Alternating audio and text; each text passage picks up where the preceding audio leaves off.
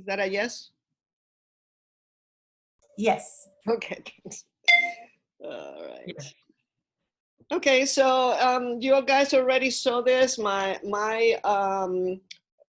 part of my presentation that is around consolation, desolation comes from the teachings of Ignatius of Loyola. For some of you that weren't here last week, 15th, 16th century saint. He appears in our Episcopal Church book of Holy Men, Holy Women. He's the author of Spiritual Exercises, and he really went very deeply into discernment of spirits and the soul's interior movements in response to spiritual energies. So I'm just quickly going to remind you. So there's a good spirit and a bad spirit, says Ignatius, which is in parallel with the Bible. The good angels would be good spirits at the service of the Holy Spirit. And basically, the good spirits do everything in love, and they induce peace and tranquility.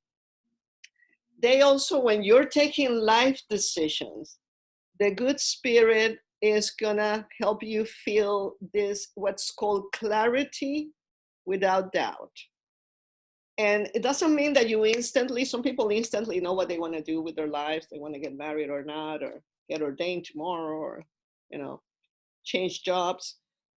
But more often than not, after those fluctuations in consolation, desolation, comes a moment that is called clarity without doubt. And that usually comes from the good angels or the good spirits.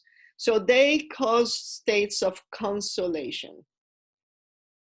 The bad spirit or the bad angels that work for the bad spirits, their agenda is to detract from the love of God. Okay, that's their agenda. And they cause states of desolation, depression, anxiety, fear. And then there's a clinical spectrum that I want to present to you before we close tonight, because I think it's very important, which is that of spiritual oppression. That is a very important thing to know about. Okay, also for some of you who weren't here last week, there are two spiritual crossroads. The people who are between good and bad, or between good and not so good, who have not committed themselves to a relationship with God or to a spiritual life. And they are usually prone to mundane temptations. And remember, for them, the voice of the bad spirit is very alluring, very flattering, very soft, while the voice of the good spirit is usually poignant and strong, and they resist it, they don't like it. But the people who are in this group today, who have a relationship with God, in whatever level it is, I mean, you don't have to be a saint, but you're working a relationship with God. Ignatius says you are between good and better. And you are not that prone to mundane temptations. You may have come from a past that was difficult. You may have had issues in the past, but you have made amendments and you're working on yourself and your health, and you're relying on God to keep moving you ahead. Here, the bad spirit, says Ignatius, has a different strategy, because he cannot get you to do the bad things. He's gonna throw you into burnout. He's gonna make you feel guilty about not doing enough. He's gonna make you a workaholic. He's gonna hit you in the places that he doesn't have to hit the people who are not committed to God. And that's why self-care is so important for anybody that has any kind of spiritual life. For the people who are in this group, the good spirit has the soft voice. Soft, gentle, supportive. The bad spirit is very sour, but it likes to flatter. So we always have to be on guard and stay humble. Now, the two interior movements that are caused by the spirits are consolation, which you remember is like a rose, like a flower in bloom. Soft, very inspiring, very peaceful, makes you feel good about where you are. Desolation is the opposite. It's like a withered flower. It's dry.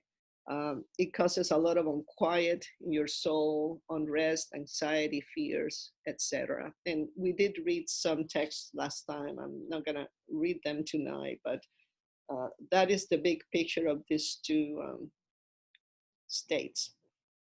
So what I want to leave you with tonight, trying to bring everything together, is pay attention to desolation. Okay. So consolation and desolation, they fluctuate. Okay. And what we learn when we do Ignatian work is when you are in consolation, you need to bask on it. You need to pray and praise and be thankful. You plan for the future. You stop and take decisions based on reasonable analysis. It's very interesting. Ignatius says you gotta use your intellect and your reason to take a decision. But when you're in desolation, that is not the moment to take a decision. Because Ignatius says that's when the bad spirit is hitting you. Is hitting you, and you are bound perhaps to not take the right decision. By the way, there is a big analysis of decision making for life in the spiritual exercises of Ignatius. That's another potential topic for the future. If you guys are interested, also let us know. So consolation and desolation fluctuate in cycles. But let me just show you a little more insight around desolation. So when desolation does not go away, right? It should go away. That's why it's important to resist, to pray, to bring your issues to the light, to call a friend, to call a pastor, not to stay in the darkness when you're in desolation. But when desolation does not pass and it's just lingering, then there is a spectrum of clinical manifestation that is very important to be aware of. And they go from the simple state of self-neglect and temptations. And if there were issues in your past, you could be pulled back into those issues. So this is why it's important not to stay in the dark when desolation hits. If there was any history of addiction, depression, self-loathing, eating disorders, they can attack again. They can hit again. The next level of affection or of affliction is spiritual obsessions. And this is a more severe condition, okay? This is where things start to overlap with psychological disturbances. This is where people get these fixations, nightmares, voices, hallucinations, and they just become very repetitive. They cannot stop thinking about certain things. They start to be dysfunctional at work. Those are called spiritual obsessions. And the next one, which is one of the more serious one, is spiritual oppression. At this point, there is this overwhelming depression that doesn't respond to therapy, doesn't respond to medication, okay? Terrible anxiety, total dysfunctionality, okay? And it is very important for anybody who's here, if it's you or if it's anybody that you know, it's very important to get help, because at this point, it's very necessary to distinguish between psychological disturbance and spiritual disturbance, because they can look very similar, okay? And the alarm signs, again, is desolation that does not pass, absenteeism from work, substance use, isolation, psychotic or dissociative symptoms, okay? There are people, some of you may be like this, who don't like to take medication. That's okay. But anybody who's on spiritual oppression needs to have the correct diagnosis. So whenever we get a consult, I get some every so often, I have to try to guide the person to get a psychological evaluation.